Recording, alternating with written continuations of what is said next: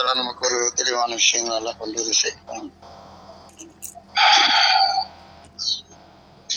எல்லாரும் கொஞ்சம் கவனமாயிக்கொள்ளுங்க. இன்ஷால்லா மற்ற மக்களையும் எல்லா மக்களுக்கும் இது போய் சேரணும்.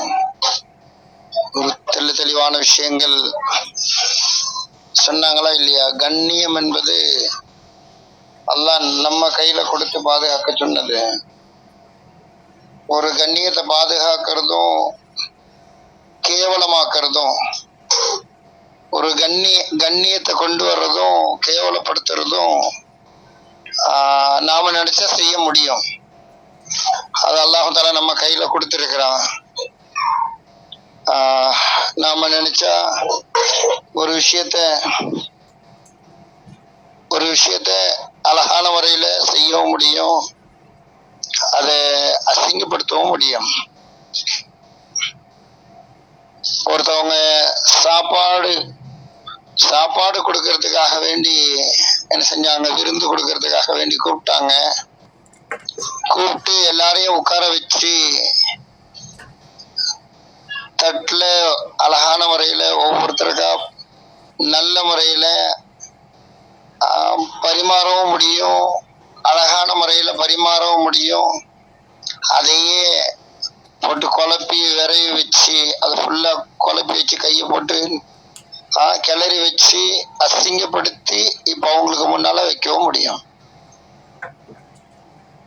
எது வேணாலும் நம்ம செய்ய முடியும். ஆனா என்ன செய்யறோம் அப்படின்றது கண்டிப்பா நம்மளுக்கு தெரியுது. எவ்வளவு பெரிய ஒரு விஷயம். கண்ணியமான முறையில நடந்து கொள்ளவும் முடியும், ஒரு விஷயத்தை கேவலப்படுத்திடவும் முடியும். இப்படிப்பட்ட நிலையில தான் அல்லாஹ் தஆலா நமக்கு ஒரு வாய்ப்பு தந்திருக்கிறான். அதனாலதான் இந்த விஷயம் எல்லாருடைய காதுகளுக்கும் போய் சேர்ந்து எல்லாருடைய உள்ளத்திலையும் அது ஆழமா இறங்கணும். இதை கொஞ்சம் சிந்திச்சு பார்த்து உணரணுமே தவிர, இது ஏன் எல்லாருமே இதை சிந்திச்சு பார்க்காம ஒரு விஷயத்த உணர்ந்து கொள்ளாம இது கண்ணியப்படுத்துதா கேவலப்படுத்துதா அப்படின்னு புரியாம ஒரு விஷயம் என்கிட்ட வந்துருச்சு, அவ்வளவுதான், எனக்கு அது தெரியும், என்னுடைய நிலை இதுதான் அப்படின்ற ஒரு விஷயம், இது அறிவிச்சவங்களுடைய வாழ்க்கையில அப்படி இருந்துச்சா, சொன்னவங்களுடைய வாழ்க்கையில இப்படி கேவலமான ஒரு சூழ்நிலை இருந்துச்சா, இதை யார் நம்மளுக்கு யார் இதை பாடமாக்கி தந்தாங்களோ, யார் நம்மளுக்கு வழிகாட்டினாங்களோ, யார் நம்மளை வழி நடத்தினாங்களோ, யார் இதுக்கு சொந்தக்காரங்களா இருக்கிறாங்களோ, அழகான முறையில வழிகாட்டின அந்த மக்கள் நம்மளுக்கு இப்படிப்பட்ட விஷயத்த சொல்லி தந்தாங்களா அப்படின்ற ஒரு விஷயத்த பார்க்கும்போது அவங்க கிட்ட அப்படிப்பட்ட ஒரு வாழ்க்கையே இல்லை. அந்த வாழ்க்கை வேறையா இருக்குது, நமக்கு சேர்ந்த விஷயம் வேறையா இருக்குது. அப்ப எங்கேயோ மிஸ்டேக் ஆகிருக்குது அப்படின்னு புரிஞ்சு ஒரு தெளிவான விஷயத்தின் பக்கமா வர முடியும். ஆனா அதை எடுத்துக்கொள்ளாம எங்களுக்கு சேர்ந்திருக்குது, எங்களுக்கு வந்திருக்குது, எங்களுக்கு எழுத்து எப்படி வேணாலும் காட்டும், எழுத்து எப்படி வேணாலும் முரண்படும், எப்படி வேணாலும் முரண்பட்டு காட்டும். ஒரு எழுத்து எனக்கு ஒரு மாதிரி காட்டும், இன்னொருத்தவங்களுக்கு ஒரு மாதிரி காட்டும், ஒருத்தவங்களுக்கு வேற விதமா காட்டும். அதனால எழுத்து மாத்தி காட்டிடும். அதனால அல்லாஹ் தஆலா சொல்லி காட்டக்கூடிய அற்புதமான ஒரு விஷயத்துக்குள்ள நீங்க சிந்திச்சு பாருங்க, ஒரு அழகான ஒரு நிலைக்குள்ள வர முடியும். சரியா? எல்லாரும் கவனமா இருக்கிறீங்களா? நம்ம விஷயத்துக்குள்ள இப்பதான் கவனம் எடுக்க போறோம். அந்த விஷயத்த ரொம்ப நீங்க உள்வாங்கணும். மக்கள் ரொம்ப கம்மியா தான் இருக்கிறாங்க, நீங்க கொஞ்சம் முயற்சி செய்யுங்க. ஒரு பெரிய ஒரு மாற்றத்தை நம்ம தான் ஏற்படுத்தணும். இந்த மார்க்கத்தினுடைய கண்ணியத்தை நாம தான் காப்பாத்தி ஆகணும். ஏன்னா எல்லாருமே இழிவா பார்க்கக்கூடிய ஒரு விஷயம் இந்த மார்க்கத்துக்குள்ள இல்லவே இல்லை. இந்த மார்க்கம் அவ்வளவு தெளிவானது, அவ்வளோ அற்புதமானது. எல்லாரும் விரும்பணுமே தவிர இதை யாருமே ஒரு சின்ன விஷயத்துல கூட புறக்கணிக்கிறதுக்கோ இல்ல அந்த விஷயத்துல முரண்பட்டு பேசுறதுக்கோ இல்ல இப்படி இல்லை அப்படின்னு சொல்றதுக்கோ முரண்பாடு இருக்குது அப்படின்னு சொல்றதுக்கோ இந்த மார்க்கம் இல்லவே இல்லை. யாராலையும் அப்படி முடியவும் செய்யாது. எல்லாராலையும் கவர்ந்து இழுக்கக்கூடிய மார்க்கத்தை தான் அல்லாஹ் நம்ம கையில தந்திருக்கிறான்.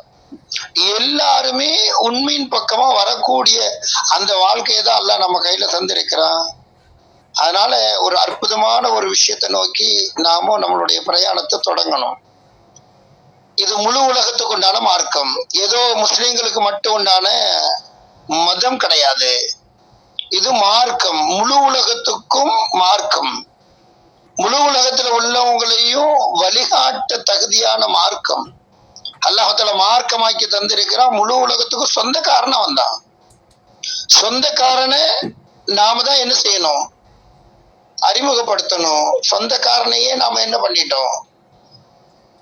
ஒரு மாற்றமான நிலைக்கு கொண்டு போயிட்டோம். இது எங்களுக்கு உண்டான மார்க்கம். அது நம்மளாலதான் என்ன செய்ய முடியும்? முரண்பட்ட விஷயங்களை எல்லாம் நம்மளால ஜீர்ணிச்சிக்க முடியும். ஆனா மத்தவங்க அந்த விஷயத்துக்குள்ள வரவே முடியாது. முரண்பட்ட அந்த விஷயம் கேவலப்படுத்திடும், ஒரு மார்க்கத்தையே இழிவுபடுத்திடும். அதனால இந்த விஷயத்த தெளிவா புரியணும் அப்படின்னு சொன்னா கொஞ்சம் கவனமா கேட்கணும். எல்லாரும் கவனிக்கலாமா? எல்லாரும் கவனமா இருக்கீங்களா? எல்லாரும் கவனமா இருக்கீங்களா? கொஞ்சம் சொல்லுங்களேன். நல்லா கவனிச்சாதான் இந்த விஷயம்னா பல விஷயங்கள் நம்ம மூளையால விளங்கி இருப்போம். அதெல்லாம் ஈஸியா விளங்கிரும், டக்குன்னு விளங்கிரும். ஒரு எழுத்து ஆதாரமா காமிக்க போகும்போது எல்லா மக்களுக்கும் விளங்கிரும். ஆனா மார்க்கம் உடலுக்கு உண்டான மூளைக்கு உண்டான மார்க்கம் கிடையாது. இது உள்ளத்துக்கு உண்டான மார்க்கம். இது நீங்க உங்களுடைய இதை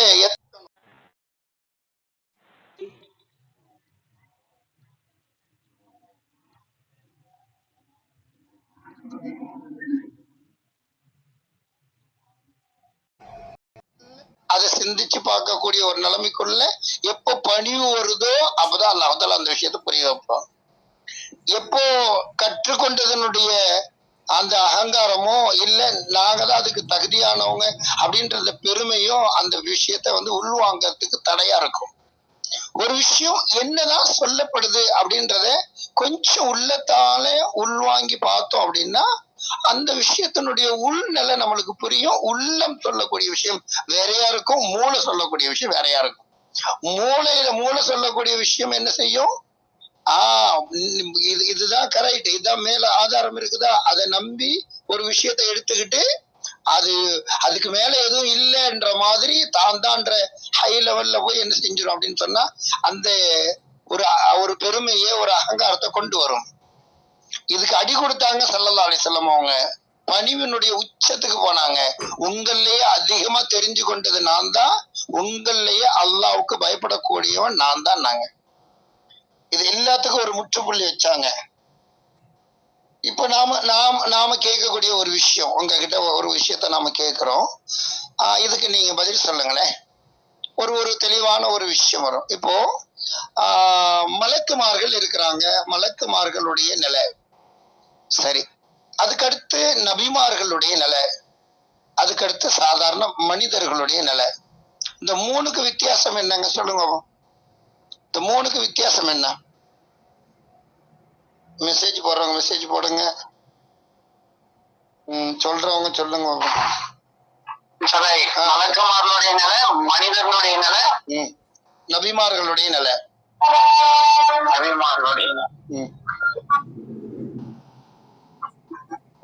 நபிமார்கள் வழிகாட்ட வந்தவங்க. சரி,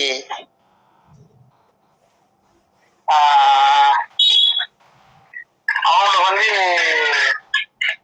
பாவம் செய்ய மாட்டாங்க. சரி, பாவம் செஞ்சு அது மக்களுக்கு தவறான வழிகாட்டுல போயிரும்.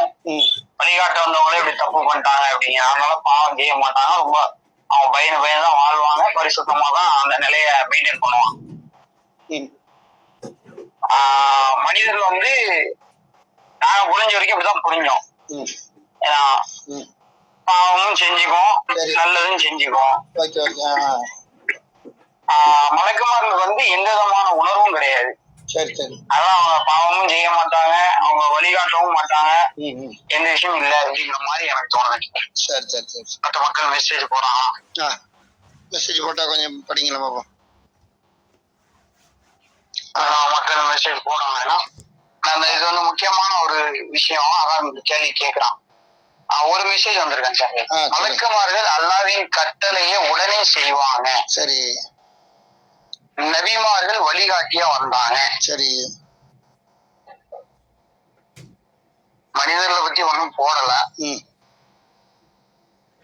இந்த 2 மெசேஜ்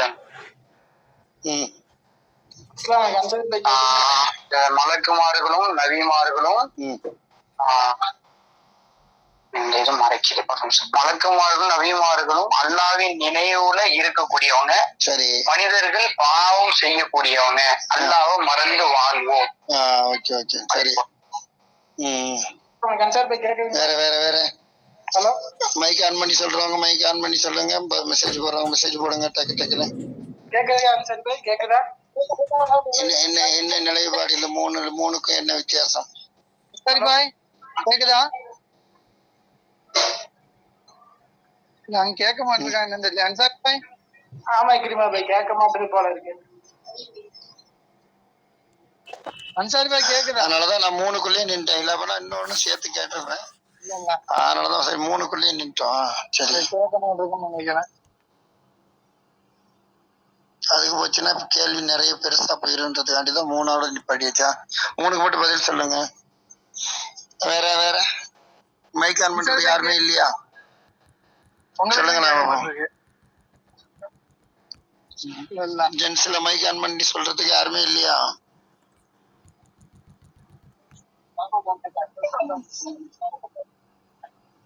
சரி பாய், கேட்க மாட்டிருக்கா உங்களுக்கு? என்னாச்சு? இதுக்கும் அமைதி தானா?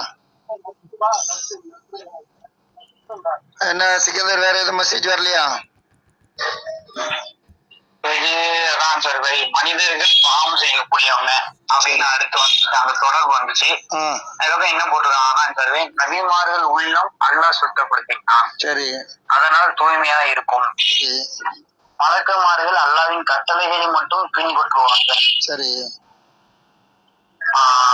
மனிதர்களின் உள்ளம் அல்லாஹ்வை நினைவுகள் கூறுவதனால் மட்டும் சுத்தமாகும். சரி, ஓகே ஓகே.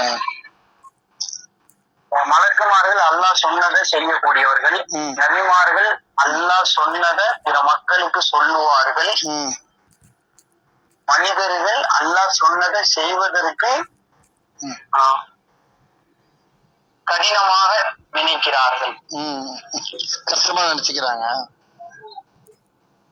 சரி. ஜென்ஸ் மீட்டிங்ல பேசுறாங்களா, அது உங்களுக்கு கேட்கல அப்படின்னு கேட்கலையா?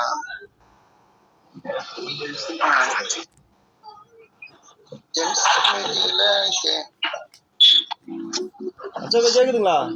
கேக்குதுங்களா? கேக்குதா? கேக்குது கேக்குது. இதிரிஸ் பாய் கேளுங்க. இப்ப யாரும் மைக் ஆன் பண்ணிக்கிறாங்க. யாரு? ஜலாலுதீன். சொல்லுங்க. கேக்குதா? கேக்குது கேக்குது. ரியாஸ் பாய் அப்படின்னு சொல்லிட்டு உங்களுக்கு நபிமார்கள் ஈமான் வந்து நாளுக்கு நாள் ஜாஸ்தி ஆயிட்டு இருக்கும். சரி. மலக்குமார்கள் ஈமான் ஒரே நிலைமையில இருக்கும். மனிதர்களோட ஈமான் ஒரு நாளைக்கு ஜாஸ்தியா ஒரு நாளைக்கு கம்மியாகும். அந்த மாதிரி. சரி சரி, ஓகே. கேட்டுச்சா எல்லாருக்கும்? நபிமார்களுடைய ஈமான் கூடிக்கிட்டே இருக்குமா? மலக்குமார்களுடைய ஈமான் ஒரே தரத்துல இருக்குமா? இவங்களுக்கு மாறி மாறி இருக்குமா மனிதர்களுக்கு? அதானே ரியாஸ் பாய்?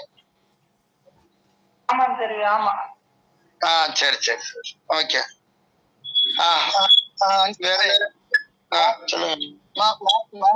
மலக்குமார்களுக்கு அல்லாஹ் என்ன விதிச்சிருக்கானோ அதை மட்டும் தான் அவங்களால செய்ய முடியும். அதுக்கு மீறி அவங்களால செய்ய முடியாது.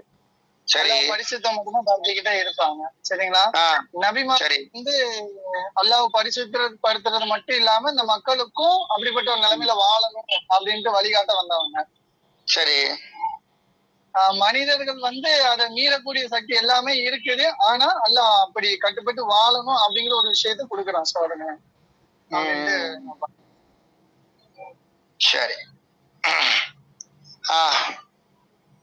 வேற வேற அவ்வளவுதான். மெசேஜ் வந்திருக்கா? வேற ஏதாவது படிச்சிருங்க, நம்ம விஷயத்துக்கு போயிடும். சரி, என்ன மெசேஜ் வந்திருக்குன்னா, அதாவது மனிதர்கள் வந்து எத்தனை வாட்டி சொன்னாலுமே பாவம் செய்யறவங்கதான் இருக்காங்க அப்படின்னு போட்டுருக்காங்க. Okay okay. அப்புறம் வந்து என்னன்னா மலைக்குமார்கள் அல்லாஹ்வின் கட்டளையை மட்டும் செய்வாங்க. நபிமார்கள் அல்லாஹ்வை விளங்கி செயல்பட்டாங்க. மனிதர்களுக்காக செயல்படுறாங்க. மனிதர்களுக்காண்டி செயல்படுறாங்க. அடுத்து மலக்குமார்கள் ஒளியால படைக்கப்பட்டவர்கள். சரி. நபிமார்களும் மனிதர்களும் மண்ணால் படைக்கப்பட்டவர்கள். சரி. மலக்குமார்கள் வகி அறிவிக்கக்கூடியவங்க. சரி. நபிமார்கள் வாழ்க்கையின் வழிகாட்டியா இருந்தாங்க. ஆனா மனிதர்கள் தான் பாவங்கள் நிறைந்து நன்றி கெட்டவர்களாக உள்ளத்துல பாவங்களை நிறைச்சி நன்றி கெட்டவர்களா வாழ்றாங்க. அல்லாஹ் நபியையும் நம்மையும் நம்மையும் நபியையும் ஒரே மாதிரிதான் படைச்சிருக்கான். ஆனா மனிதர்கள் மட்டும் அல்லாஹ்வோட கட்டளைக்கு மாறு செய்யறாங்க. சரி, அவ்வளவுதான் சார். சரி, இன்ஷால்லா. இப்போ இதுல இருந்து ஒரு விஷயம் ஒரே ஒரு மெசேஜ் லாஸ்ட் வந்திருக்கு. சொல்லுங்க. ரெண்டு மெசேஜ் மட்டும் அதோட மிஷன். பரிசுத்தமானவர்கள் மலக்குகள் அல்லாஹ்வின் கட்டளையை மட்டும் செய்வார்கள். சரி. நபிமார்களும் கட்டளைகளை தாமும் எடுத்து பிறருக்கும் எடுத்துரைக்கிறார்கள். சரி. மனிதர்கள் அந்த தன்மைக்கு வர மறுப்பவர்கள். சரி சரி சரி. மலக்குமார்கள் அல்லாஹ் புகழ்வாங்க. மலக்குமார்கள் அல்லாஹ் புகழ்வாங்க. நபிமார்கள் அல்லாஹ் இருக்கான்னு வாழ்ந்து காட்டிட்டாங்க. மனிதர்கள் அல்லாஹ் இல்லைன்னு நிரூபிச்சுட்டாங்க. அல்லாவே இல்லைன்னு சொல்லிட்டு நிரூபிக்கக்கூடிய மனிதர்களா? சரி. ஓகேவா? அவன் முடிஞ்சிருச்சா? சரி. இப்போ அடுத்த விஷயத்தை நோக்கி நம்ம போவோம்.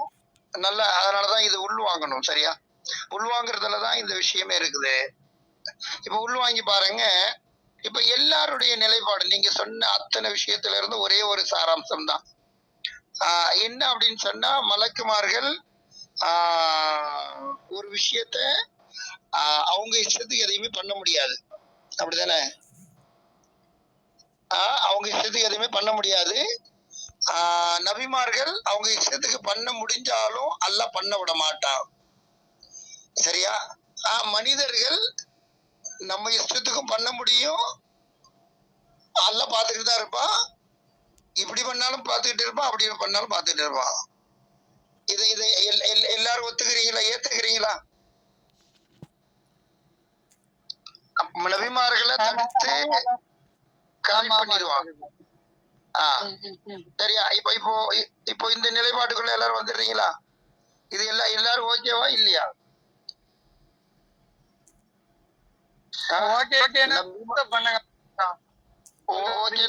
பண்ணுங்க. எல்லாம் தம்ஸ் டவுன் பண்ணுங்க. யாரா தம்ஸ் டவுன் பண்ணீங்கன்னா அதுக்கு விளக்கம் சொல்லணும். சரியா? சொல்லுங்க பாப்போம். எல்லாரும் இதுக்கு ஓகே தானா? மலக்குமார்கள் என்ன செய்ய மாட்டாங்க? ஜென்ஸ்ல எல்லாரும் ஓகே தான். சரி. மலக்குமார்கள் என்ன பண்ண மாட்டாங்க? அவங்களால வேற எதுவுமே செய்ய முடியாது, செய்ய மாட்டாங்க, செய்யவும் முடியாது. நபிமார்களால செய்ய முடியும், ஆனா செய்ய விட மாட்டான் அல்லாஹ். அல்லாஹ்வுடைய பொறுப்புல அல்லாஹ்தால பாதுகாத்துக்குவான். ஏன்னா வழிகாட்டுறதுக்காக வேண்டி தேர்ந்தெடுத்ததுனால அல்லாஹ்தால பாதுகாத்துருவான். இது சரியில்லை அப்படின்னு சொல்லிட்டு அல்லாஹ் அங்க அவங்கள வழிகாட்டி என்ன செஞ்சிருவான்? சரியாக்கிடுவான். ஆனா மனிதர்கள் நீங்க என்ன பண்ணினாலும் என்ன பண்ணுவான் அப்படின்னு சொன்னா பார்த்துட்டு தான் இருப்பான். இப்படி செஞ்சாலும் பார்த்துட்டு இருப்பான், அப்படி செஞ்சாலும் பார்த்துட்டு இருப்பான், எது செஞ்சாலும் பார்த்துட்டு இருப்பான். இந்த விஷயத்துக்கு மறுமையில தான் அந்த விஷயத்த அல்லாஹ்தால என்ன செய்வான்? வெளிப்படுத்தி காட்டுவான். சரி, இது எல்லாரும் ஓகே தானே? எல்லாரும் சரிதானே? சரி. இது யாரும் மாற்று கருத்து இல்லை இல்லையா? சரி. இப்போ அடுத்த விஷயத்துக்கு வருவோம். சரியா? நல்லா கவனிச்சுட்டே வரணும். இப்போ அடுத்த விஷயத்துக்கு வருவோம். சரி. இப்போ அப்போ அல்லாஹ்வை நம்பக்கூடிய விஷயத்துல மலக்குமார்கள் ஓகே, அதான் அது தரம் வேற, அது அவ்வளவுதான், அதுக்கு மேல ஒண்ணுமே பண்ண முடியாது. ஆனா நபிமார்களுடைய விஷயத்துல அல்லாஹ் அவங்கள பாதுகாத்து அவங்களுக்கு கொடுத்துக்கிட்டே இருப்பான், அவங்களுக்கு அந்த பிரகாசத்தை ஏத்திக்கிட்டே இருப்பான், படிப்பினை கொடுத்துக்கிட்டே இருப்பான், பாதுகாத்துக்கிட்டே இருப்பான். சரியா? இப்ப மனிதர்களுடைய நிலை என்ன அப்படின்னு சொன்னா, பாதுகாக்கிறதா இருந்தா பாதுகாத்துக்கலாம், பாதுகாக்க தவறிட்டா தன்னாலேயே பாதுகாப்பு போயிடும். தன்னை பாதுகாத்துக்கவும் முடியும், பாதுகாப்பை விட்டு ஒதுங்கிடவும் முடியும். ரெண்டுமே செய்ய முடியும். சரியா? மனிதர்களுடைய நிலை. நாம பாதுகாப்பா இருக்கணும் அப்படின்னு சொன்னா ஈமான் ஏறவும் செய்யும், இறங்கவும் செய்யும். சும்மா விட்டாலே இறங்கிரும். ஈமான் அல்லாஹ்வை பத்தி பேசும்போது, அல்லாஹ்வுடைய விஷயத்தை கேட்கும் போது, அல்லாஹ்வுடைய விஷயத்தை மற்ற மக்களுக்கு கொண்டு போய் எத்தி வைக்கும் போது, அல்லாஹ்வுடைய விஷயத்துல ஈடுபடும் போது ஈமான் எகிரி நிற்கும். கொஞ்சம் கைவிட்டு பார்த்தா அப்படியே இறங்கிரும். அப்ப இதுதான் மனிதர்களுடைய நிலை. சரியா? சரி, இப்போ நான் உங்க அடுத்த கேள்விக்கு வர்றேன். இது மனிதர்களுடைய நிலையில இருந்து நான் ஒரு விஷயத்துக்கு வர்றேன். இப்ப அல்லாஹ் தஆலா சொன்னான், நேர்வழி காட்டும் யாருக்குன்னு சொன்னா, அல்லாஹ் யாருக்கு மட்டும் நேர்வழி காட்டுன்னு சொன்னான் சொல்லுங்களேன். பயபக்தி உடையவர்களுக்கு, இறையச்சம் உடையவர்களுக்கு, அல்லாஹ்வுக்கு பயப்படக்கூடியவங்களுக்கு என்ன கிடைக்குமா?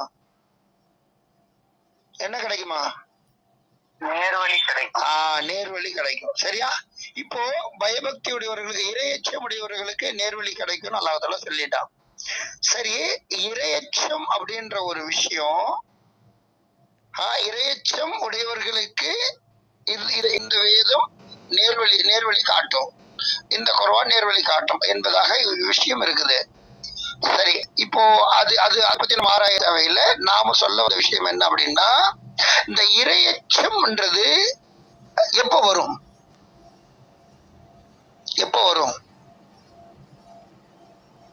சொல்லுங்க பாப்பா, எப்ப வரும்?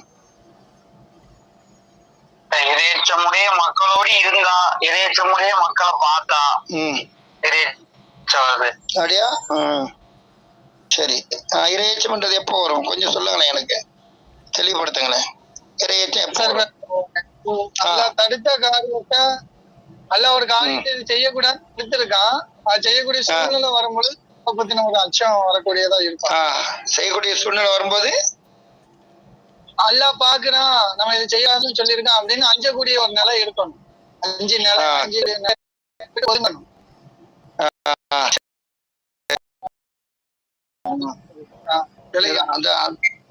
அதான் இறையச்சத்தினுடைய நிலை. அந்த இறையச்சம் இப்ப வரும், அதான் நான் கேட்கக்கூடிய கேள்வி.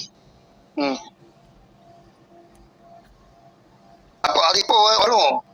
இதுக்கு முன்னால எல்லாருமே வந்து என்ன தைரியமா தானே ஒரு பாவத்தை செய்யும் தானே செஞ்சுட்டு இருந்தான். நான் வந்து எல்லா இடமுமே மார்க் கரெக்டா இருப்பாங்களா, இல்ல இந்த குரூப் கரெக்டா இருப்பான் அப்படி தேடும் போதெல்லாம் எங்க போனாலுமே இதெல்லாம் நான் அடைஞ்ச ஒரு விஷயம். பெரும்பாலும் இங்க வந்த மக்களுடைய நிலை அப்படிதான். அப்ப அங்க போகும்போது எப்படி இருக்குன்னா, நம்மதான் சரியா இருக்கும், எல்லாரும் தப்பு, நமக்கெல்லாம் எல்லாம் ரொம்ப பிடிக்கும், நம்மதான் நேர்வழியில இருக்கும், உங்க தாய் கூட நரகவாதி தான், உங்க தந்தையை கூட நரகவாதி தான், உங்க அண்ணன் கூட இப்படிதான், அங்க போகாதீங்க, அவங்களுடைய சலாம் கூட சொல்லாதீங்க, இப்படி வந்து எங்களை தைரியமா பார்க்கக்கூடிய நிலைதான் இருந்துச்சு. அந்த பயம்ங்கிறது ஒரு சின்ன விஷயத்துல கூட கிடைக்கல உண்மையிலே. புரியுதா? அப்பதான் உங்களை பத்தி ஒரு சில பேர் சொன்னாங்க, இவர் என்ன சொல்றாங்க கொஞ்சம் கேட்டு வரலாம்னு சொன்னா, அப்ப நீ கேட்கும் போதுதான் அப்ப என்னன்னா எல்லாமே இது வந்து அது வந்து என்னைய பார்க்க கை நீட்டப்பட்டுச்சு.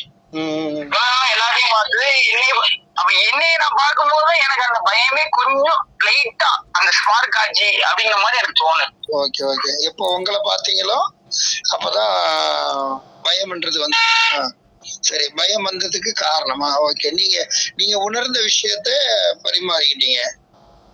இது இறையச்சம் வந்ததனுடைய நிலை உங்களுக்கு இப்படி ஒரு விஷயத்துல வந்திருக்குதா? மத்தவங்க வந்து அப்படி வரக்கூடிய விஷயத்தையும் சொல்லலாம், இல்ல பொதுவான விஷயத்தையும் சொல்லலாம். எப்படி வரும் இறையச்சம்ன்றது? எப்படி வரும்? கேக்குது, சொல்லுங்க. கபிஸ்தானுக்கு மௌத்து வீட்டுக்கு போனவர் கபர்ஸ்தானுக்கு மௌத்து வீட்டுக்கு போனா இறைச்சம் வந்துருது. டெய்லி யாராவது மௌத்தாகிட்டு இருக்கணும் உங்க வீட்டு உங்க சுத்தி உள்ளவங்க. அப்படியா?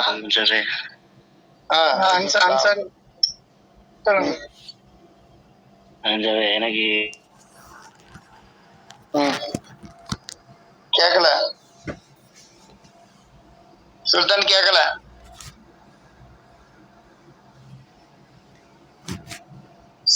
அன்சாரி பாய் கேக்குதா? இல்ல கேக்குது, சொல்லுங்க. அதாவது எனக்கு முதல்ல இறை எச்சம்ங்கிறது என்னதான், ஏன்னா நம்ம குரானை எடுத்து படிச்சதும் படிக்கல. உலகம் மீனுடைய வேடிக்கையுமா இருக்கு, உங்கள் இருக்குமோ அதுக்குடைய படிவீர்கள் சொன்னோட எனக்கு அப்பதான் வந்து ஒரு அச்சமே, அந்த ஒரு ஆயத்தை எடுத்து அது வரைக்கும் படிக்கலாம் என்னோட நிலைமை சொல்றேன். சரி சரி சரி சரி. அதான் இப்ப எடுத்து அதனால சொல்ல வர அப்படின்னு பார்த்து இறைச்சத்துக்கு அதுக்கமா இருந்தது, அப்படிதானே? Okay okay. எனக்கு எப்படி அந்த அப்படின்னா, எல்லாமே நமக்கு முன்னாடி தெரியதான் செய்யும். தெரியலன்னா அங்க யாரும் மார்க்கெல்லாம் இல்ல. அப்பெல்லாம் பயம் எப்ப இருந்துச்சு அப்படின்னா, எப்படி நம்மகிட்ட ஒரு பொருள் இருக்குது அப்படின்னு சொல்லி சொல்லும் போது நமக்கு ஒரு பயம் வராது. பாத்துருக்கீங்களா? இப்போ என்ன சொல்றது, ஈராங்க போகும்போது நம்ம வந்து கதறி பாத்துருக்கீங்களா? ஏன்னா நமக்கு அப்ப வந்து நம்ம கிட்ட ஒரு நாள் இருந்தாடா, அப்பெல்லாம் நமக்கு தெரியலடா அப்படிங்கிற மாதிரி அப்ப வந்து அழக்கூடிய அழுக ரொம்ப மோசமானதா இருக்கும். ஏன்னா இருக்கும்போது எனக்கு தெரியல, என்னை விட்டு கைவிட்டு போகும்போது எனக்கு வந்து அப்படிப்பட்ட ஒரு பயம் வருது. இதே மாதிரிதான் இவ்வளவு நாளா வந்து எனக்கு மார்க்னா என்னது அப்படின்னா, எல்லாம் நல்லா மன்னிச்சுவான், எப்படின்னா என்ன ஒன்றும் பிரச்சனை கிடையாது இப்படிங்கிற நிலை வந்ததெல்லாம் எனக்கு எப்படி அப்படின்னா, என்கிட்ட இருக்கும், எப்படினாலும் என்கிட்ட இருந்துரும், நான் எப்படினாலும் தப்பிச்சிருவேன் இப்படிங்கிற ஒரு தைரியம். மார்க்கத்துல இருக்கிறீங்க, அதனால தைரியமா இருந்தீங்க. மீட்டிங்ல ஒரு இந்த விஷயத்த பேசிட்டு இருந்தேன். காஃபின்னா ஏன் பேசிட்டு இருந்தேன், அவன் காஃபின்னா அந்த மக்கள் அதெல்லாம் சொல்லிட்டு இருந்தேன். இப்ப நல்லா ஒரு விஷயம் சொல்லிட்டு இருந்தா இல்லையா? அப்ப நமக்கு பார்க்கும்போது சும்மா சொல்லிட்டு இருக்கோம், நம்முடைய நிலையும் கொஞ்சம் வித்தியாசமா இருக்கிற மாதிரி இருக்கு.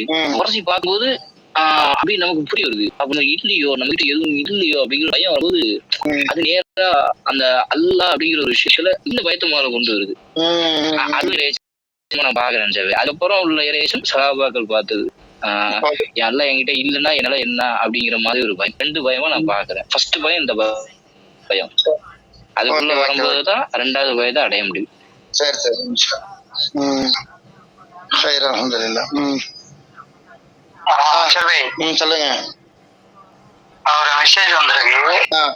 எப்படின்னா போட்டுலாம். சரி, என்ன போட்டுலாம் அப்படின்னா, பாவத்தை விட்டு விலகும் போதுதான் இறைச்சம் வந்துச்சு அப்படின்னு போட்டுலாம். சரி சரி சரி சரி. அதுக்கப்புறம் அல்லாஹ்வை நினைவு கூறும் போது மட்டும், அதே மாதிரி கஷ்டம் வரும்போது மட்டும் இறைச்சம் வரும் அப்படின்னு போட்டு. மறுமையை பத்தி பேசும்போது இறைச்சம் வரும். ஈரானுடைய நிலைமை அல்லாஹ் பாக்குறான் அப்படிங்கிற அந்த நிலை வரும்போது பயம் வரும். சரி. அல்லாஹ்வை உணரும் போது வரும். அல்லாஹ் என்ன பார்த்துட்டே இருக்கான்னு இருக்கானுங்கிற அந்த நிலை தெரிஞ்சதும் இறைச்சம் வந்துச்சு. இந்த மீட்டிங் உள்ள வந்ததும் அல்லாஹ்வுடைய இறைச்சம் வந்துச்சு. அல்லாஹ்னா யாருன்னு விளங்கினா மட்டும்தான், அவனுடைய வல்லமையை உணர்ந்தா மட்டும்தான் இறைச்சம் வரும். மீட்டிங் வந்த பிறகுதான் உண்மையான அச்சம் வந்துச்சு. அதே மாதிரி அல்லாஹ் பார்க்கிறான் என்ற உணர்வு உடல் இல்லை, உள்ளத்திலே வந்தது. அதுதான் இறைச்சம். எனக்கும் ஒண்ணு தோணுது சார். இப்போ லைட்டா ஒரு சுல்தான் பாய் பேசினதுக்கு ஒரு சின்ன அதாவது இறையச்சம் உடையவர்களுக்கு நேர்வழி கிடைக்கும், நேர்வழி காட்டும் அப்படின்னா, நேர் கிடைக்கும் அப்படின்னா, சகாபாக்கள் எல்லாமே எப்படி இருந்தாங்க அப்படின்னா, நம்ம ஒரு சரியான வாழ்க்கையில தான் இருக்கமா, நாளைக்கு அல்லாஹ் முன்னாடி போய் நிக்கிறதுக்கு தகுதியான நிலையில தான் நம்ம வாழ்க்கை இருக்கா, நம்ம உண்மையிலேயே நேரான வாழ்க்கையில இருக்கமா இப்படின்னு பயந்துகிட்டே இருந்தாங்கல்ல, நல்ல நிலையில இருக்கு. இதுதான் இறையச்சம். எல்லாருக்கிட்டையும் கேட்டுதான் இருக்குது. டிக்ளேர்லாம் பண்ணல. ஓகே ஓகே ஓகே ஓகே சரி ஓகே சார். மெசேஜ் முடிஞ்சு. மெசேஜ் முடிஞ்சா சரி. இப்போ இப்போ விஷயத்துக்கு வாங்க, நல்லா கவனிங்க இந்த விஷயத்த. சரியா? சரி, இப்போ எல்லாருமே ஒரு விஷயத்த சொன்னீங்க. இந்த இரையச்சம் வந்ததுக்கு ஏதோ ஒரு காரணத்தை சொன்னீங்க. இந்த இரையச்சம் வரதுக்கு காரணம் இல்ல, வந்ததுக்கு காரணம் எனக்கு இப்படி வந்துச்சு அப்படின்ற ஒரு விஷயம் நீங்க எல்லாம் சொன்ன ஒரு விஷயம், அப்படிதானே? சரி, இப்போ இரையச்சமுடையவர்களுக்கு நேர்வழி காட்டுன்னு அல்லாஹ் தஆலா சொல்லிட்டான். சரியா? இப்போ இரையச்சத்தை நோக்கி, இரையச்சம் வேணும் அப்படின்றத நோக்கி நான் போகணுமா, இல்ல அல்லாவே இரையச்சத்தை என்ன செய்வான், கொடுப்பானா? இரையச்சம்ன்றது அது அல்லாஹ்வை சார்ந்த விஷயமா, இது இல்ல என்ன சார்ந்த விஷயமா? சொல்லுங்க பாப்போம். நாதம் போகணும், அது என்ன சார்ந்த விஷயம்? நாதம் உங்களை அப்படிங்கிறாங்க. சரி, நான் போனா டபுள் மடங்கு ஆயிடுவான். சரி, ஓகே. இப்ப இரையச்சம்ன்றது இது அல்லாஹ் இடத்துல இருந்து வாங்கணும். இரையச்சம்ன்றதை நான் கொண்டு வரணும் அப்படின்னா உள்ளத்துக்கு போகாம, ஏன்னா இரையச்சம் அப்படின்றது அவங்க அழகா சொன்னது போல அது உடல்நிலையை சார்ந்ததே கிடையாது. அச்சுன்றது எப்போ அப்படின்னா உள்ளத்துல இருந்துதான் அச்சு வரும், தைரியம் வரும். உடலை சார்ந்து நிற்கும் போது தைரியம் வரும், உள்ளத்துக்கு வந்துடும். ஏன்னா அச்சப்படுறது எல்லாமே உள்ளம் தான். அதனால கவலைப்படுறது, அச்சப்படுறது எல்லாமே அது உள்ளம் சார்ந்த விஷயம். உள்ளம் தான் வைக்கும், உள்ளத்துல இருந்தா வரும். அப்போ ஒரு நிலையை உணர்ந்து ஒரு விஷயத்தை நான் உள்ளத்துக்கு கொண்டு போகாத வரைக்கும் அச்சம்ன்றதே இல்லை. சரி, விஷயத்து உள்ளத்துக்கு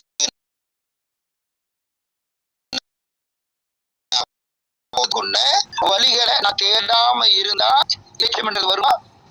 ஒருத்தவங்க இந்த விஷயத்துக்கு தேடவே இல்லை, எப்படி பிறந்தாங்களோ அப்படியே வளர்ந்துட்டு இருக்கிறாங்க.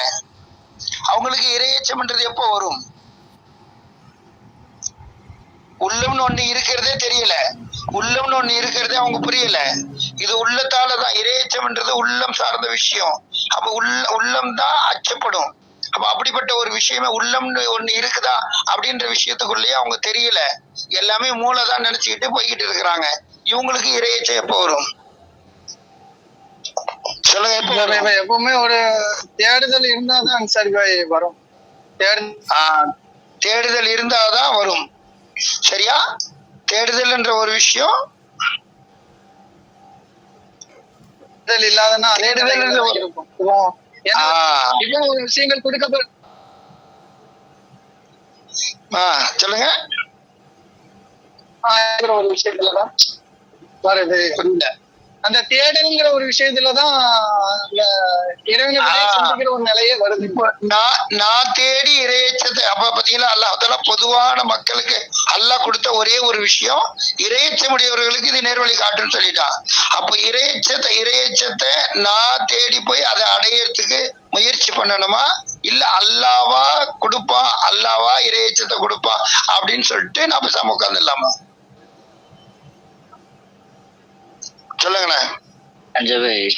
அஞ்சபே குர்ஆன்ல அல்லாஹ் சொல்லுவானா, அல்லாஹ் சொன்னா உள்ளங்கள்லாம் நடுங்குன்னு சொல்லுவானா இல்லையா? ஆமா, அந்த விஷயத்தை தான் தேடி போயிட்டு இருக்கேன் அஞ்சபே. இன்ஷாஅல்லாஹ் அதை அடைஞ்சு விடுவோம். அப்போ உங்களுடைய தேடுதல் இரையச்சத்தை நோக்கி வந்ததுனால அந்த மாதிரி ஒரு நிலையும் இருக்குது அப்படின்னு அல்லாஹ் தஆலா சொல்லி காமிக்கிறான். அதை நோக்கி உங்களுடைய பிரயாணம் இருக்குது அப்படின்னு சொன்னா இதையும் நீங்க தேடி போறீங்க, அல்லாஹ் தஆலா கொடுப்பான் என்பதாக சொல்லி. அப்ப நீங்க தான் தேடி போகணும் அப்படின்ற ஒரு விஷயம் உங்ககிட்ட கொடுக்கப்பட்டதா இல்ல விதியை சார்ந்ததா? நான் தான் கேக்குறேன், இரையச்சம்ன்றது விதிக்கு உட்பட்டதா, விதிக்கு அப்பாற்பட்டதா? நான் விதியில அதான் கூட பேசும்போது அல்லாஹ் குர்ஆன்ல நிறைய விதியை எழுதிட்டா அப்படிங்கிற சொல்லுவாங்க. அப்படி பார்க்கும்போது இது கூட ஒரு விதிதான் சார். ஏன்னா அல்லான்னு சொன்னா உள்ளங்கள்லாம் நடுங்கும், நல்ல விதியை எழுதிட்டான். கிராஸ் செக் பண்ணணும் இல்லையா? இல்ல அப்படின்னா அந்த விதியை நோக்கி போகணும். அந்த விதி இருந்துச்சுன்னா நான் அழகான ஒரு நிலையை அடைய முடியும். அந்த நடுங்கக்கூடிய நிலைதான் என்னது நல்ல விதியை சொல்லிட்டான். கரெக்ட் சுல்தான். இப்போ அந்த நிலைக்கு அந்த இறையச்சத்துக்குள்ள வந்த பின்னால இதை நோக்கி நீங்க போகலாம். நான் இறையச்சத்துக்கு வர்றதுக்கே நான் சொல்லிட்டு இருக்கிறேன். இறையச்சத்துக்கு அல்லாஹ் தஆலா சொல்லினா இறையச்சம் என்ற ஒரு விஷயத்துக்குள்ள நீங்க வந்தாதான் நேர்வழியா கிடைக்கும்ட்டான்.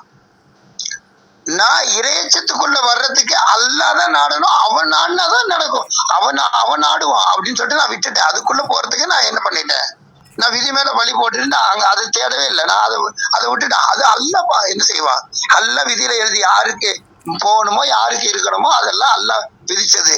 அப்போ இறையச்சம் உடையவர்களுக்கு நேர்வழி காட்டணும் அல்லாஹ் தஆலா சொன்னா, அந்த இறையச்சம் என்ற விஷயத்த நான் அல்லாஹ்வுக்கு பயப்படக்கூடிய விஷயத்த நான் எடுத்துக்கொள்றதா இல்ல எடுத்துக்கொண்டு அதை நோக்கி நான் பிரயாணம் செய்யறதா? அப்ப அல்லாஹ் தஆலா இந்த உலகத்துல என்னென்ன விஷயம் எல்லாம் சொன்னானோ அதை நோக்கி நான் போகணும். அதை நோக்கி நான் போனாதான் அதை நான் அடைய முடியும். அப்படி இருக்குது. இறையச்சமுடையவர்களுக்கு நேர்வழி காட்டுன்னு இருக்குது குர்ஆன்ல. அதே போல அல்லாஹ் சொன்னா அவங்களுடைய உள்ளங்கள்லாம் நடுங்கும் அப்படின்ற ஒரு விஷயம் இருக்குது. ஆனா அதெல்லாம் நான் அனுபவிக்கவே இல்லை. நான் அது உண்மை இல்லை, அது குர்ஆன்ல இருக்குது. அது பாட்டில் அது இருந்துட்டு போகுதுன்னு சொல்லிட்டு எனக்கு என்ன வந்துச்சுன்னு ஒரு வாழ்க்கை வாழ்ந்துட்டு அது அல்லாஹ்வா நாடுவான் அப்படின்னு சொல்லிட்டு போனா இதுக்கு பேர் விதியா? இதையும் அல்லாஹ் தஆலா என்ன பண்ணிட்டான் அப்படின்னு சொன்னா, யாருக்குமே அல்லாஹ் தஆலா அந்த இறையச்சத்தை நாடாம நீங்க தைரியமா என்ன வேணாலும் பாவம் செஞ்சீங்க நான் மன்னிப்பேன்ற ஒரு விஷயத்துக்குள்ளதான் அல்லாஹ் தஆலா எனக்கு என்ன செஞ்சுட்டான், எனக்கு விதிச்சுட்டான். பாத்தீங்களா, அல்லாஹ் ஒரு விஷயத்த சொல்லி அதை இந்த உலகத்துல உள்ள யாருமே செய்யாம அப்படியே நாசமாகட்டும் அப்படின்னு ஒரு விஷயத்த முடிவு பண்ணிட்டு அல்லாஹ் எனக்கு எதை முடிவு பண்ணிட்டான் அப்படின்னா, பாவம் செய்யி தௌபா தேடு நீதான் நான் மன்னிக்க கூடிய அப்படின்ற ஒரு விஷயத்த எனக்கு நாடிட்டான். அதனால நான் எதை செஞ்சிட்டு இருக்கிறேன், விதி மேல பழி போட்டா இப்ப விதியை அல்லாஹ் தஆலா தான் தீர்மானிச்சான் அப்படின்னா நான் பாவம் செய்யறதுக்கும் அவன் தான் காரணம், தௌபா தேடுறதுக்கும் அவன் தான் காரணம் அப்படின்ற ஒரு நிலை வருது. இப்ப இறையச்சத்தை நோக்கி நான் போகவே முடியாது. ஏன்னா இதுக்கும் அதுக்கும் எதிரானது. பாவம் செய்யறது இறையச்சத்துக்கு எதிரானது. எதனால நம்ம இந்த விஷயத்த சொல்ல வர்றோம் அப்படின்னா, ஒருத்தவங்க பாவம் செய்யறாங்க, அந்த பாவம் செய்யற நேரத்துல ஏதோ ஒரு இன்பம் ஏதோ ஒரு சுகம் கிடைக்குது. ஆனா அது ஷைத்தானுடைய தூண்டுதல்.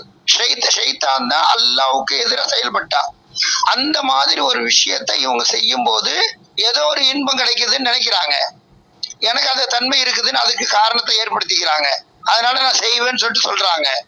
சரி, இந்த விஷயத்தை தாண்டி யாரு இந்த பாவத்திலிருந்து விலகி யாரு உள்ளத்துக்கு கொண்டு போறாங்களோ, பாவத்திலிருந்து விலகி யாரு அல்லாஹ்வுடைய விஷயங்களை உள்ளத்துக்கு கொண்டு போறாங்களோ, இப்ப உள்ளத்துக்கு கொண்டு போகும்போது இறையச்சம் என்ற ஒரு விஷயம் வரும். அந்த இறையச்சத்துல அல்லாஹ் தஆலா கொடுக்கக்கூடிய இன்பம் இருக்குது. இதை விட பல மடங்கு விஷயத்த அல்லாஹ் தஆலா கொடுப்பான், இதை விட இன்பத்தை கொடுப்பான். இப்போ அந்த இன்பத்தை நான் அடையணும்னா இறையச்சத்துக்குள்ள நான் போகணும்.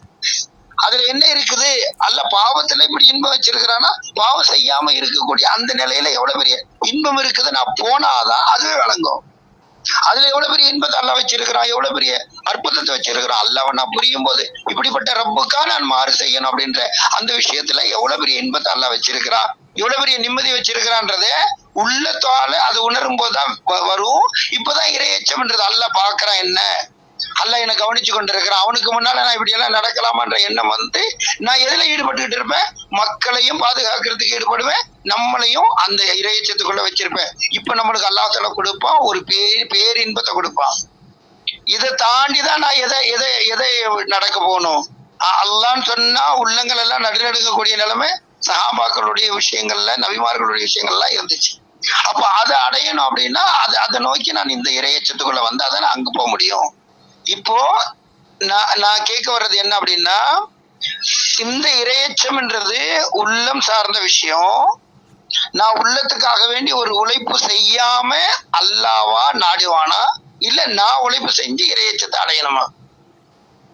அப்படி அல்லாஹ் தான் நாடிட்டா அப்படின்னு சொன்னா எல்லாமே அல்லாஹ் தான் நாடிட்டா அப்படின்னா, எனக்கு இறையச்சம் இல்லாம ஒரு வாழ்க்கை வாழ்ந்துட்டு இருக்கிறாங்களே, எல்லாரும் பாவம் செஞ்சு கொண்டு இருக்கிறாங்களே, இந்த விஷயத்தையும் அல்லாஹ் தான் செய்ய வச்சுட்டு அல்லாஹ் தஆலா சொன்னா இறையச்சமுடையவர்களுக்கு நேர்வழி காட்டுவேன்னு சொன்னா, அப்போ அந்த விஷயத்துக்குள்ள என்ன செய்யல, அந்த விஷயம் அப்படியே இருந்துட்டு, அந்த விஷயம் அப்படியே என்ன செஞ்சிடும், குர்ஆனோட எழுத்தா இருந்துட்டு, அல்லாஹ்வுடைய கட்டளைகள் அப்படியே இருந்துட்டு, அது அப்படியே மௌத்தாகும் போது என்ன செஞ்சிடும், உலகம் அழியும் போது அழிஞ்சிரும். அந்த விஷயத்துக்குள்ள போகவே முடியாது. ஏன்னா நான் பாவம் செய்யும் போது இறையச்சம்ன்றது கலண்டு போயிடும். இறையச்சமே இருக்காது. இறையச்சம் இல்லாம இருந்தாதான் நான் பாவம் செய்ய முடியும். அல்லாஹ் தடுத்த ஒரு விஷயத்தை எப்ப நான் செய்ய முடியும், ஈமான கலட்டி வைக்கணும். அல்லாஹ் பார்க்கலன்ற தைரியம் வரும்போது தான் நான் பயன் செய்வேன், பாவம் செய்வேன். அல்லாஹ் தடுத்த விஷயத்த செய்வேன். அப்போ பாவம் செய்யக்கூடிய ஒரு நிலை அல்லாஹ்வுடைய இறையச்சத்தை போக்கும். அப்போ பாவத்தை விட்டாதான் இறையச்சம் என்ற விஷயத்துக்குள்ளே நான் வர முடியும். புரியுதா? இறையச்சம் என்ற ஒரு விஷயத்துக்குள்ள நான் வரணும் அப்படின்னா நான் பாவத்தை விடணும். ஆனா நான் பாவத்தை அல்லாவே செய்ய வச்சிருக்கிறான்னு நான் சொல்லிட்டு இருக்கிறேன். அப்ப அல்லாதான் தௌபா தேடுறவங்க சிறந்தவங்கன்னு சொல்லிட்டான். இப்ப நான் பாவம் செஞ்சு தௌபா தேடிட்டு இருப்பேன், எனக்கு இறையச்சம் எப்போ வரும்? இது ரெண்டுமே எதிரானது. ஒண்ணு பாவத்துக்கும் இறையச்சத்துக்கும் நேர் எதிரானது. ஒருத்தவங்க பாவம் செஞ்சு அல்லாஹ் மன்னிப்பான்னு ஒருத்தவங்க எடுத்துக்கிட்டாங்க அப்படின்னு சொன்னா இறையச்சம்ன்றது அங்க தடைப்பற்றும். இறையச்சத்துக்குள்ள நீங்க போகவே முடியாது, நுழையவே முடியாது. ஏன்னா அல்லாஹ் தஆலா தான் என்ன செய்வான், பாவம் செய்வான் தௌபா தேடுவான், பாவம் செய்வான் தௌபா தேடுவான்னா இந்த மனித தன்மையில அல்லாஹ் தஆலா சொன்னானே, நீங்க கூட்டினாதான் கூடும். அதுக்குதான் நம்ம ஆரம்பத்திலே கேள்வி கேட்டோம். மலக்குமார்களுடைய ஈமானுக்கு எந்த முயற்சி செய்ய தேவையில்ல, அவங்க அது கான்சிடென்ட், அவ்வளவுதான். ஆனா நபிமார்களுடைய ஈமான் அவங்க எந்த முயற்சியும் செய்யணும் என்ற அவசியம் இல்லை. அவங்க நல்லதை நோக்கி போகக்கூடிய, அவங்க எது எப்படி வேணாலும் போக முடியும். ஆனா அல்லாஹ் அவங்கள பாதுகாத்து நல்ல விஷயத்த கொண்டு வந்து அந்த நல்ல விஷயத்தின் மூலியமா அதுல ஈடுபட்டு இருக்கிறதுனால கூட்டிக்கிட்டே இருப்பான், ஈமான் அதிகரிச்சுக்கிட்டே இருக்கும், அவங்களுடைய இறையச்சம் கூட்டிக்கிட்டே இருக்கும். இப்ப நம்ம முயற்சி செஞ்சா கூடும், முயற்சி செய்யலைன்னா இல்லாமல் ஆயிரும். இப்ப சொல்லுங்க, நான் பாவம் செய்யறதே அல்லாஹ் செய்ய வச்சா, நான் விதி மேல என்ன செஞ்சுட்டேன், விதியை நான் இப்படி புரிஞ்சுக்கிட்டு பாவம் செய்ய வச்சதே அல்லாஹ், பாவம் செய்ய வைக்கிறது அல்லாஹ் அப்படின்னு சொல்லிட்டு நான் சொல்லிட்டேன் அப்படின்னா என்னுடைய நிலை எதுவா மாறிடும், இறையச்சத்துக்குள்ள போகிறதுக்கு வாய்ப்பே இருக்காது. வாய்ப்பு வரவும் வராது. கடைசி வரைக்கும் இந்த உலகத்துல உள்ள எந்த மக்களாலையும் இறையச்சத்துக்குள்ள போக முடியாது. அப்ப இறையச்சம்ன்றது கேள்விக்குறியாவே இந்த உலகத்துல முடிஞ்சிடும். ஏன்னா பாவம்ன்றது இறையச்சத்துக்கு எதிரானது. இப்ப சொல்லுங்க, மனிதர்கள் கையில அல்லாஹ் தஆலா கொடுத்தது, நீங்க முயற்சி செஞ்சா அதிகமாகும், நீங்க முயற்சி செய்யல அப்படின்னா என்ன செய்யறோம், அது அப்படி இல்லாமல் ஆகிறோம். அப்படின்ற பொறுப்பை நம்ம கையில கொடுத்திருக்கிறானா இல்ல அல்லாவே அதனுடைய பொறுப்பை வச்சிருக்கிறானா? சொல்லுங்க, எதை விதியாக்கி இருக்கிறான்? நீங்க பேசி அல்லாஹ்வுடைய விஷயத்துல ஈடுபட்டா அதிகமாகும் இறையச்சம். அதை விட்டுட்டீங்க அப்படின்னு சொன்னா இறையச்சம் போயிடும். அதை எழுதி இருக்கிறானா, அதை விதியாக்கி இருக்கிறானா என் மேல, அதை விதியாக்கி இருக்கிறானா? இல்ல நான் பாவம் தான் செஞ்சிட்டு இருப்பேன், நான் அதன் பக்கமா போக மாட்டேன் அப்படின்றத அல்லாஹ் தஆலா விதியாக்கி இருக்கிறானா? விளங்குதா நான் சொல்றது? புரியுதா உங்களுக்கு? எதை விதியாக்கி இருக்கிறான்ல? இப்ப நான் தான் முயற்சி செஞ்சா கூடுமா, இல்ல அல்லாவே அதை என்ன செய்வான், அல்லாவே முடிவு பண்ணிட்டா அதனால அல்லாவே கூட்டுவானா? அஸ்ஸலாமு அலைக்கும். சொல்லுங்க, மனித தன்மையினுடைய நிலை என்ன? அஸ்ஸலாமு அலைக்கும் சார். இதுல நிறைய விஷயம் இருக்கு சார். ஏன்னா நீங்க கேக்குறீங்க என் கைகளால தேடணுமா இல்ல அல்ல நாடுறது அப்படிங்கிற விஷயத்துக்குள்ள வரணும்னு கண்டிப்பா வந்து நான் முயற்சி செஞ்சே ஆகணும். நீங்க கேக்குற கேள்விக்கு பதில். ஆனா ஒரு குழந்தைய ஒண்ணுமே இல்லாத நிலைமையில அது பிறந்த குழந்தைய அப்படியே நான் விட்டுட்டேன் அப்படின்னு சொன்னா, நேத்து கூட ஒருத்தவங்க கேக்குறாங்க, ஒரு குழந்தை குப்பை தொட்டில போயிருச்சு, குப்பை தொட்டிக்கு போயிருச்சு, சரியா? இது அல்லாஹ்வுடைய விதியா இல்லையா கேக்குறாங்க. குப்பை தொட்டில போய் இறந்த நிலையில எடுக்கிறாங்க. இப்ப அந்த குழந்தை இவ்வளவு கஷ்டத்துல போய் அது போய் இப்படி இதாயிடுச்சு, அது விதியா இல்லையா கேக்குறாங்க. இப்ப நம்ம கேக்குறோம், இந்த ஒரு குழந்தைய பெத்துட்டு அந்த குழந்தை பசியால துடிக்குது, அழுவுது, ஒரு தாய் அந்த குழந்தைய எடுக்கவே இல்லை, இது விதியா விதி இல்லையா? அந்த குழந்தை என்ன ஆகும்?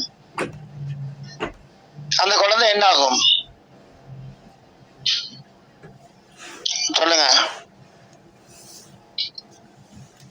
ஒரு குழந்தை குழந்தைய பெத்து பக்கத்துல போட்டுட்டு அந்த குழந்தைய அந்த தாய் தொடவே இல்லை, எடுக்கவே இல்லை. அது குழந்தை கதறுது,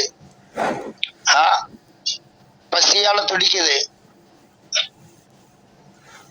உள்ளுக்குள்ள இருக்கிற வரைக்கும் உணவளிச்சது வேற. வெளியில வந்த பின்னால இப்போ பெத்து போட்டாச்சு, இப்போ நான் எடுக்க மாட்டேன்னு சொல்லிட்டு ஒரு தாய் அப்படியே அது கதற அப்படியே சும்மா உட்கார்ந்து இருக்கிறான். சொல்லுங்க, விதியா? சொல்லுங்களேன், விதியா? சொல்லுங்களேன், எனக்கு விதியா சொல்லுங்களேன். நான் குழந்தைய விட்டுட்டு எல்லாம் பாத்துட்டு இருக்க முடியாது, அதுக்கு உண்டான விஷயத்த கொடுக்கணும். ஏன் அல்லாவுடைய விதின்னு சொல்லிட்டு போயிட வேண்டியதானே? அல்லாஹ் தஆலா எழுதிட்டான்னு சொல்லிட்டு போயிட வேண்டியதானே? நீங்க எதுக்கு பொறுப்பெடுக்கிறீங்க? நான் தான் செய்யணும். அதுக்கப்புறம் அப்ப இன்னொருத்தவங்க நேர்வழி வர்றதுக்கு மட்டும் யாரோ பொறுப்பு? அதுவா அல்லாஹ் தஆலா நாடுவானா?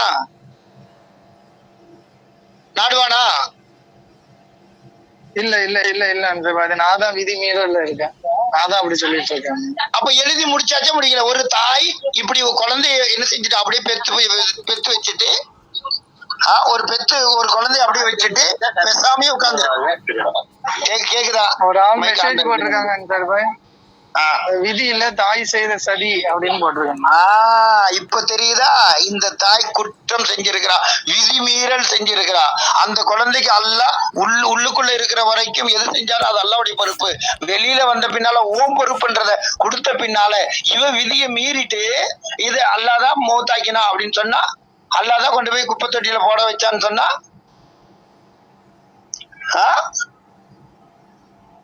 இது என்னதுங்க? இதே விஷயம் தானே எல்லாத்துக்கும் வரணும், இதே விஷயம் தானே எல்லாத்துக்கும் பொருந்தும். அல்லாஹ் தஆலா அறிவே இல்லாம எதுவுமே தெரியாம தானே உன் கையில கொடுத்தா. அறிவுள்ள உன் கையில கொடுத்ததை எதுக்காக வேண்டி நீ அதுக்கு அறிவை படிப்பிச்சு அறிவார்ந்த பிள்ளையா, சரியான பிள்ளையா, அல்லாஹ்வுக்கு பயப்படக்கூடிய பிள்ளையா மாத்த வேண்டிய பொறுப்பு உன் கையில கொடுத்திருக்கிறா. அப்ப நம்ம அந்த விஷயத்துல அல்லாஹ்வா நாடுவான்னு சொல்லிட்டு அந்த குழந்தைய தருதலையா விட்டுட்டா. ஆரம்பத்திலேயே எனக்கு அதுக்கு இப்ப சம்பந்தம் இல்லைன்னு சொல்லிட்டு அந்த குழந்தைய அப்படியே போட்டாச்சுன்னா அது செத்து போயிருக்கும். அப்ப செத்ததுக்கு யார் காரணம்? அல்லவா காரணம்? சொல்லுங்க, விதியை எப்படிங்க புரியுறது? ஒரு தாய் இப்படி சொன்னா என்னது? அந்த பிள்ளையினுடைய விதி அவ்வளவுதான், முடிஞ்சு போச்சு. அந்த பெத்த தாய் கொண்டு போய் குப்பை தொட்டியில போட்டா அந்த குழந்தை சாகணும்னு விதி. இப்ப தாய் மேல குற்றம் கிடையாது, அப்படித்தானே? இது அல்லாஹ் தானே செஞ்சிருக்கிறான். என்னங்க சொல்லுங்களேங்க. இல்ல என்னுடைய கோளாறு தான். உங்களுக்கு சுதந்திரம் இருக்குதா இல்லையா? சுதந்திரம் இருக்குது, இருந்தாலுமே சுதந்திரம் இல்ல, விதியில சுதந்திரம் கிடையாது. அல்லாஹ் விதிச்சதை தவிர வேற எதுவும் கிடையவே கிடையாது, செய்யவே முடியாது. அதனாலதான் பாவம் செஞ்சுட்டு அல்லாஹ் தான் செய்ய வச்சான்னு நம்ம சொல்றோமே. அப்ப எல்லாமே முடிவு செஞ்சுட்டான், எல்லாமே எழுதிட்டான் அப்படின்னா குப்பை தொட்டியில போட்டது எழுதப்பட்டுச்சா எழுதப்படலையா? சொல்லுங்க, எனக்கு விளக்கத்தை சொல்லுங்க. இந்த தாய் குப்பை தொட்டியில அந்த குழந்தைய போடுவான்றது எழுதப்பட்டதா எழுதப்படாததா? எனக்கு விளக்கம் சொல்லுங்க, அப்புறமா நான் சொல்றேன்.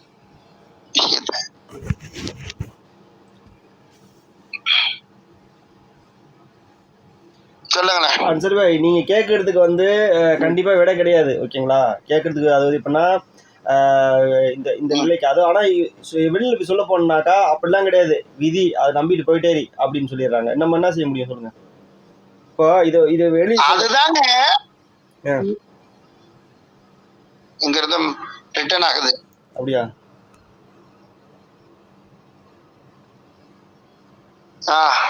கேக்குதா? ஏன் இந்த விதியே இப்படி முரண்பட்டாலும் ஒரு தாய் இப்படி குழந்தைய பெத்து போட்டுட்டு அவன் நான் எதுவுமே செய்ய மாட்டேன், அது குழந்தை கதறினா கதறி போட்டுன்னு சொல்லிட்டு பசியோட துடிக்கு அதை சாகடிச்சா, இப்போ அவளை பார்த்து இதுவும் அல்லாஹ் தஆலா எழுதிட்டா அப்படின்னு சொல்லுவீங்களான்னு நான் கேட்டேன். சொல்லுவீங்களா இல்லையா? இல்ல சொல்ல மாட்டாங்க சார், திட்டிட்டு தான் இருக்கோம். இப்படி குழந்தைய கொண்டு போட்டு போயிட்டாலும் அறிவு இல்லை அவளுக்கு, அப்படி இப்படின்னு திட்டிட்டு தான் இருக்கோம். அப்ப ஏன் அப்ப விதி அப்ப எழுதி முடிச்சாச்சுன்னு கேட்டீங்க 3 வருது. இங்கதான் நாம கொடுக்கப்பட்ட விதம் எழுதி முடிச்சாச்சுன்ற விஷயத்த நம்ம கொடுத்த விதம் தப்பா இருந்ததுனால இங்க ஸ்தம்பிக்கிறோம். இது விதியில எழுதி முடிச்சாச்சு, நம்ம என்ன பண்ணி சேர்த்து அல்லாஹ் எழுதிட்டான்னு சொன்னமே. அப்போ ஒருத்தவங்களுக்கு இரையச்சம் இப்படி இருக்கணுமா, இருக்க கூடாதா, இவங்க இப்படி நடப்பாங்களா, இதெல்லாம் அல்லாஹ் தாலா எழுதிட்டான்னு சொன்னா இரையச்சம் உடையவர்களுக்கு அல்லாஹ் நேர்வழி காட்டுவான்னு ஏன் சொல்லணும்? நீங்க எதுக்கு தேடணும்? தேடவே தேவையில்லையே, அல்லாஹ் தான் எழுதி முடிச்சுட்டானே, நீங்க எதுக்கு தேடணும்? அன்சர் பாய், அப்படின்னு பார்த்தா அந்த இவங்க சொல்ற விதியிலேயே 100 கொலை பண்ணவர் நல்லதை நோக்கி போனதால அவருக்கு அங்க நல்ல மலக்கு கூப்பிட்டாங்க.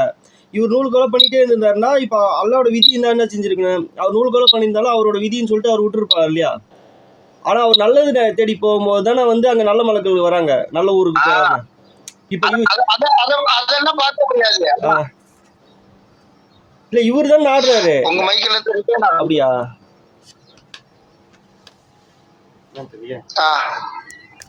இப்போ இத பார்க்கல பாத்தீங்களா? என்ன எதை பார்க்கல? அவரு நல்லதை தேடி போனதுனாலதான் நல்ல மலக்கு வந்தாங்கன்றதெல்லாம் எல்லாருக்கும் அதெல்லாம் கிடையாது. அல்லாஹ் தஆலா 100 கொலை பண்ணினவங்கள அறியாம செஞ்ச விஷயத்த அல்லாஹ் மன்னிச்சான்னு எடுக்கிறதுக்கு இல்லாம அவர் நல்லதை நோக்கி போகாம இருந்திருந்தா அவர் எங்க போயிருப்பாரு? அப்ப நல்லதை நோக்கி போனதுனாலதான் நல்ல மலக்கு வந்தாங்க, அங்க அந்த நிலைமை நடந்துச்சு. இதையும் படிப்படியே எடுக்க மாட்டாங்க. இப்போ அவர் 100 கொலை பண்ணினார் இல்லையா, அந்த 100 கொலை தான் எங்களுக்கு தேவை. நாங்களும் என்ன வேணாலும் அநியாயம் பண்ண, இது பாவம் பாத்தீங்களா? கொலை பண்றது பாவமா? நம்ம 1000 கொலை இன்னைக்கு யாரையாவது பண்ணிட்டா கூட யார் எல்லாம் மன்னிச்சிருவான்னு ஒருத்தவங்களை பண்ணிட்டு சொல்லுங்க கோர்ட்ல போயிட்டு. இல்ல மார்க்கத்துல உள்ள ஒருத்தவங்களை யாரையாவது கொலை பண்ணிட்டு போயிட்டு சொல்லுங்க மார்க்கத்துல உள்ளவங்க கிட்ட போய் ஃபத்வா, இந்த கொலைக்கு நான் காரணம் கிடையாது, அல்லாஹ் தான் கொலை செய்ய வச்சான்னு சொல்லிட்டு சொல்லட்டும்.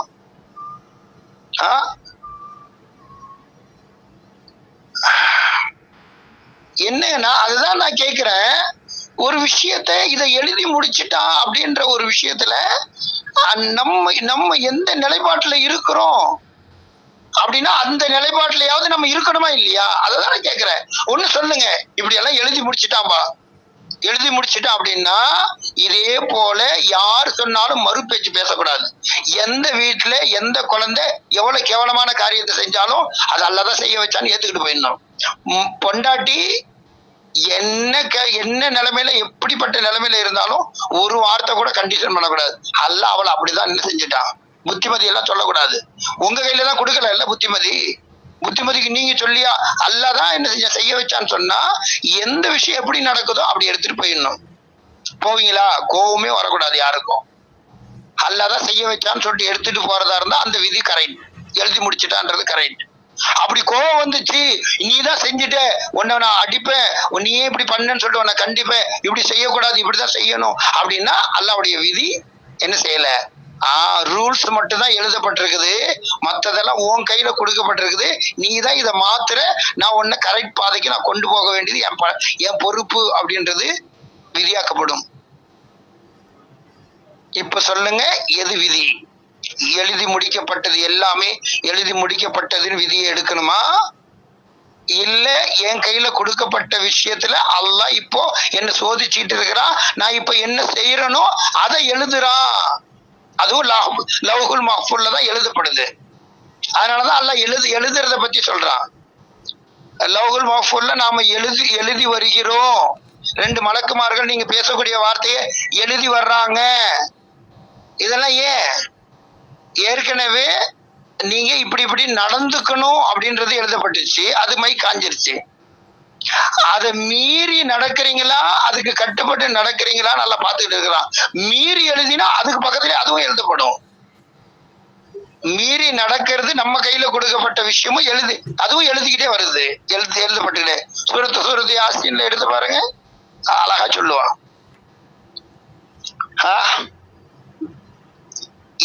எழுதி வருகிறோம் அதுவும் எதுலதான் பதியப்படுது?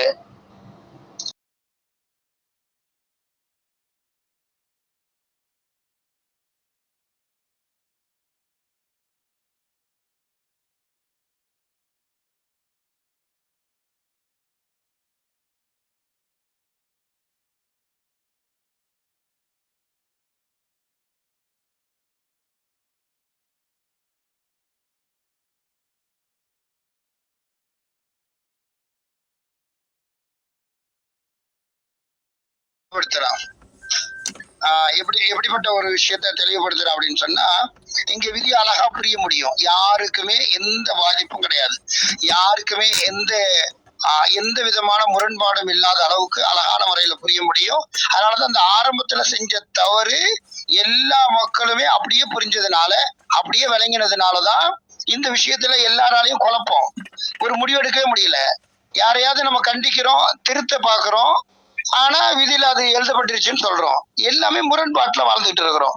அப்ப இதை எப்படி புரியுறது? ஒரு அழகான தெளிவு பாருங்க. அல்லாஹ் சொல்லி காமிக்கிறான், நிச்சயமாக நாம் மௌத்தாகின பின்ன மரணித்தவர்களை மறுபடியும் உயிர் கொடுத்து எழுப்போம். எதுக்காக வேண்டி அனுப்புவோம் அப்படின்னா, இந்த பூமியில அவர்கள் செய்து அனுப்பிய செயல்களையும், பாத்தீங்களா, பூமியில செஞ்ச செயலை அல்லாஹ் என்ன பண்ணல, அல்லாஹ் என்ன செஞ்சிருக்கிறான்னா இவங்க கிட்ட கொடுத்திருக்கிறான். எதை அப்ப முடிவு பண்ணா, பூமியில இப்படி எல்லாம் நடங்க அப்படின்றத எழுதி முடிச்சுட்டான். இப்படி எல்லாம் லவ்ஹுல் மஹ்ஃபூல்ல பதியப்பட்டுருச்சு. அதுக்கு மை காஞ்சு போச்சு. நீங்க இப்படி எல்லாம் நடந்துக்கணும், இப்படி எல்லாம் இதுக்கு மீறக்கூடாது, இப்படி எல்லாம் நடக்கணும் அப்படின்ற விஷயம் எல்லாம் அல்லாஹ் தஆலாவுக்கு பிரியமான விஷயம். அல்லாஹ் இப்படி நடங்கன்னு சொல்லப்பட்ட விஷயங்கள் எல்லாம் அப்போ அல்லாஹ் தஆலா எழுதி முடிச்சுட்டான். இது மை காஞ்சு போச்சு. இப்போ அல்லாஹ் தஆலா நமக்கு அறிவை கொடுத்து, தெளிவை கொடுத்து, ஒரு அற்புதமான முறையில எனக்கு என்ன 2 வழிகளை காட்டி, நீங்க எதை தேர்ந்தெடுத்துட்டு போறீங்க அப்படின்றத அல்லாஹ் செக் பண்ணிட்டு இருக்கிறான். இப்போ இது என் கையில கொடுக்கப்பட்ட விஷயம். நான் அசைக்கிறதும், நான் இப்படி பண்றதும் சக்தி கொடுத்தது அல்ல. நான் எதன் பக்கமா அசைக்கிறேன், கண்ணை எதன் பக்கமா திருப்புறேன். விதியில எழுதப்பட்டது என்ன, பார்வையை தாழ்த்தணும் அப்படின்றது விதியில எழுதப்பட்டிருக்குது. நாம தாழ்த்துறோமா இல்ல பாக்குறோமா தப்பான விஷயத்த அப்படின்றத அல்லாஹ் பார்த்து செக் பண்ணிட்டு என்ன பண்றான்னா இதையும் பதிகிறான். இதுவும் பதிஞ்சு வருகிறோம். என்னன்னா, நிச்சயமாக நாம் மரணித்தவர்களை மறுமையில் உயிர் கொடுத்து எழுப்புவோம், அவர்கள் செய்து அனுப்பிய செயல்களையும், அவர்கள் இந்த உலகத்துல விட்டு சென்ற காரியங்களையும். பாத்தீங்களா, இதெல்லாம் நம்ம கையில கொடுக்கப்பட்ட விஷயம். விட்டு சென்றதும், நம்மளுடைய இந்த உலகத்துல என்ன செஞ்சோம் அப்படின்ற செயல்களையும் நாம என்ன பண்ணிக்கிட்டே வர்றோம், நாம் எழுதி வருகிறோம். இது என்னது, எழுதி முடிச்சிட்டோம் அப்படின்றத குறிக்குதா, எழுதி வருகிறோம் என்றது நிகழ்காலத்தை குறிக்குதா, பாஸ்ட குறிக்குதா? ஏன் எழுதணும் சொல்லுங்களேன், ஏன் எழுதணும்? அதே குரான்ல அல்லாஹ் சொல்றான்ல, அதாவது என் கை சேதமே நான் செஞ்சது அனைத்தும் எழுதி இருக்குது, எப்படி அது சொல்லிட்டு எனக்கு எதிராக எழுதி இருக்குன்னு சொல்ல நம்ம அங்க போய் கேட்போம்னு சொல்றாங்க. அதுதான் மறுமையில புலம்புறது. மறுமையில போயிட்டு ஒண்ணு கூட விடாம நான் செஞ்ச விஷயம் எல்லாமே இப்படி எழுதி இருக்குதே, நான் செஞ்ச எல்லாமே மறைஞ்சிருச்சுன்னு நான் நினைச்சேனே, நான் இதெல்லாம் எழுதப்பட்டு இருக்காதுன்னு நான் நினைச்சேனே, இப்படி எழுதப்பட்டு இப்படி எல்லாம் பாதுகாக்கப்பட்டு இருக்குதே அப்படின்னு புலம்பக்கூடிய நிலைமை மறுமையில வரும்ல. மறுமையில தான் நான் இந்த உலகத்துல செஞ்சதெல்லாம் எழுதப்பட்ட விஷயத்துக்கு தான் புலம்புவான். அப்போ இது முன்னாலேயே எழுதி இருந்துச்சு அப்படின்னு சொன்னா, அப்ப ஏன் மறுமையில போய் புலம்பக்கூடிய நிலைமை வந்திருக்காது? நான் இந்த உலகத்துல செஞ்சதெல்லாம் மறைஞ்சு போச்சு, யாருக்கு தெரியாது, இவங்களுக்கு எப்படி தெரியும் அப்படின்னு மறைச்சிட்டோம். ஆனா நம்ம பேசின ஒவ்வொரு விஷயமும் ஒவ்வொரு வார்த்தைக்கு வார்த்தை பதியப்பட்டுக்கிட்டே வருது. அதை தான் எடுத்து அல்லாஹ் தஆலா கொடுப்பான். செயலடி, நீ உன்னுடைய செயலடி நீயே பாத்துக்கோ, நீ என்ன செஞ்சன்றதை, நீ என்ன பேசினன்றதை நீயே பாத்துக்கோ அப்படின்றத அல்லாஹ் தஆலா கொடுப்பானே. இது அல்லாஹ் நீ லவ்ஹுல் மஹ்ஃபூல்ல ஏற்கனவே பதிஞ்சதையே அல்லாஹ் கொடுப்பாங்க. உலகத்துல செஞ்சப்பட்ட செயலை தான் காட்டுவான். அதுக்குதான் புலம்புவான். ஒண்ணு கூட விடலையே, நான் மறைஞ்சு போச்சுன்னு நினைச்சேன், ஒரு சின்னதுல இருந்து பெருசு ஒரு அற்பமானது கூட விடுபடலையே அப்படின்னு புலம்பக்கூடிய நிலைமை வருதா இல்லையா? அப்ப எங்க உள்ளது இது எழுதப்பட்டுக்கிட்டு இருக்கு, புரியுதா? அப்ப எழுதி வருகிறோம், இவை ஒவ்வொன்றையும் நாம லவ்ஹுல் மஹ்ஃபூலில் பதிவு புத்தகத்தில் பதிந்தே வைத்திருக்கிறோம். பாத்தீங்களா? இப்ப பாத்தீங்களா, மறுமையை பத்தி பேசுறாங்க. நிச்சயமாக நாம் மரணித்தவர்கள் உயிர் கொடுத்து எழுப்பி நீ செஞ்ச செயல்களையும் நீ விட்டு சென்ற இந்த உலகத்துல விட்டு சென்ற எல்லாத்தையும் நான் என்ன செய்யும் மறுமையில கேட்க போகும்போது அதை பதிவு செஞ்சுட்டோம். நீ உலகத்துல நீ என்னென்னலாம் பண்ணினன்ற பதிவு செஞ்சுட்டோம். எதுல பதிவு செஞ்சுட்டோம்? லவ்ஹுல் மஹ்ஃபூல்ல பதிவு செஞ்சுட்டோம். அந்த பதிவு புத்தகத்தை என்ன செய்வோம்? காட்டுவோம். பதிவு செஞ்சே வச்சுட்டோம், முடிவு பண்ணிட்டோம் எதை பதிவு செய்வோன்றத. அப்போ வழக்குமார்கள் இங்கதான் இந்த வார்த்தையை நம்ம எப்படி பண்ணா, ஏற்கனவே அல்லாஹ் தஆலா எழுதிட்டான்னு பாக்குறோம். இங்க வந்து எழுதி வருகிறோம்னா எதுல? அதே லவ்ஹுல் மஹ்ஃபூல்ல ஒரு பக்கம் முழுக்க என்னவா இருக்குது? எழுதி மை காஞ்சு போன ஒரு விஷயம். நீங்க இதான் பண்ணணும். இப்ப நம்ம கையில கொடுக்கப்பட்ட விஷயத்த அல்லாஹ் சோதிச்சுட்டு இருக்கிறான். நம்ம என்ன பண்றோமோ அதை அல்லாஹ் தஆலா எழுதி, இது விதிக்கு மீறி நாம சொன்னதுக்கு மாற்றமா நடந்தாங்களா இல்ல கரெக்டா நடந்தாங்களா, இதை வச்சுதான் அல்லாஹ் நாளைக்கு மறுமையில தீர்ப்பு செய்வான். இதுல என்னங்க கோளாறு சொல்லுங்களேன்? இப்படி விதியை புரிஞ்சா இதுல என்ன கோளாறு? யாருக்கு என்ன மாற்றம்? இது என்ன விதிக்கு மாற்றமா? சொல்லுங்களேன். சரி, அப்படி அப்படி அப்படி ஒரு விஷயத்த ஏத்துக்க முடியல, அப்படி ஒரு விஷயத்த உங்களால ஏத்துக்க முடியல, இல்ல அல்லாஹ் தஆலா தான் எல்லாத்தையும் எழுதி முடிச்சிட்டான் அப்படின்னு சொன்னா, நான் சொல்ல வரேன், உங்களால நல்லதும் செய்ய முடியும், கெட்டதையும் செய்ய முடியும். சரியா? அப்படி என்ன பண்ணணும் அப்படின்னு சொன்னா, எல்லாருமே இறைச்சத்தை தூண்டக்கூடிய நல்ல காரியங்களையே செஞ்சுட்டு, எனக்கு அல்லாஹ் தஆலா இதைதான் விரும்பினா இதான் அல்லாஹ் தஆலா செய்ய வச்சிருக்கிறான்னு சொல்லிட்டு அதை சொல்லி இதான் விதி என்பதாக சொல்லிருங்க. அவ்வளவுதான், முடிஞ்சு போச்சு. இந்த 2 நிலைக்குள்ள வாங்க. உங்க ரூட்டு படி போனா அல்லாஹ் தஆலா எங்களுக்கு நலவையே நாடினா அப்படின்னு சொல்லிட்டு அல்லாஹ் தஆலா எங்களுக்கு இதுதான் என்ன செஞ்சிருக்கிறான். எங்களுக்கு சுதந்திரம் எல்லாம் கிடையாது, நாங்க தான் செய்ய போறோம் அப்படின்னா அல்லாஹ் தான் எங்களுக்கு வீழ்ச்சிருக்கிறான் அப்படின்னா எல்லாருமே செய்ய முடியும், நல்லதை எடுத்துக்க முடியும். நல்லதை எடுத்துக்கிட்டு நல்லதை மட்டும் செஞ்சுட்டு இது அல்லாஹ் நாடி இருக்கிறான்னு சொல்லுங்க, இது அல்லாஹ்வுக்கு பொருத்தமானது. கெட்டதை செஞ்சுட்டு சொல்லாதீங்கன்னு சொல்ல வரோம். அப்படின்னா அந்த முடிவை மாத்தாதீங்க. அல்லாஹ்வுடைய முடிவை இப்படிதான் அல்லாஹ் தஆலா எங்களுக்கு வீழ்ச்சி இருக்கிறான், நல்லதை செஞ்சுட்டு சொல்லுங்க. அல்லாஹ் தஆலா எழுதி முடிச்சிட்டான், இப்படிதான் எழுதி முடிச்சிட்டான், அதனால நாங்க நல்லதையே செஞ்சுட்டு நாங்க அல்லாஹ் சொன்னாலுமே என்ன பண்ண மாட்டோம், நாங்க கெட்டதை செய்ய மாட்டோம், நல்லதை மட்டுமே செய்வோம்னு சொல்லிட்டு நல்லதை மட்டும் எடுத்துட்டு வாங்க. எப்படி வேணாலும் நம்ம விதி அணுகலாம், ஒன்றும் பிரச்சனை கிடையாது. எப்படியா இருந்தாலும் பாவத்தின் பக்கமா போக கூடாது. இதுதான் ரூட், இதுதான் இரையேற்றம். இந்த இரையேற்றத்துக்குள்ள வந்தா அற்புதமான முறையில ஒன்றுபடுவோம். அப்படி இல்ல எல்லா மக்களையும் அல்லாஹ்வின் பக்கமா திருப்ப முடியும். அப்படி இல்ல நாங்க இருக்கிறதுலதான் இப்படிதான் எடுத்துக்குவோம் அப்படின்னு சொன்னா எல்லாமே முரண்படும். இப்ப பொண்டாட்டியை கண்டிக்க முடியாது, பிள்ளைய கண்டிக்க முடியாது, உங்களையும் உங்களுடைய குடும்பத்தார்கள் நரக நெருப்புல பாதுகாருங்க, அதை செய்ய முடியாது. என்ன வேணாலும் பாவம் செய்யுங்க மன்னிப்பான்னு சொல்லிட்டு எல்லாத்தையும் அலைய விட்டுருவோம். நாளைக்கு மறுமையில போயிட்டு எல்லாரும் மாட்டிக்குவோம். இதுக்கு பேர் விதி. சரியா? எல்லாருக்கும் தெளிவா புரிஞ்சுச்சா? எல்லாருக்கும் விளங்கிச்சா? அஞ்சபே சூரத்து யாசின்ல வரக்கூடிய விஷயமா அஞ்சபே எழுதிட்டு இருக்கோம் அப்படின்னு சொல்லிட்டு எல்லாம் சொல்றது. 12வது ஆயத்தை பாருங்க. நீங்க எழுதி வருகிறோம்னு சொல்லிட்டு அல்லாஹ் தஆலா பர்சன்ட்ல சொல்லுவோம். 12 ஆயத்தா? ஆமா, 12வது ஆயத்து. ஓகே அஞ்சபே. சரியா? ஓகே. அஸ்ஸலாமு அலைக்கும் வரஹ்மத்துல்லாஹி வபரகாத்துஹு.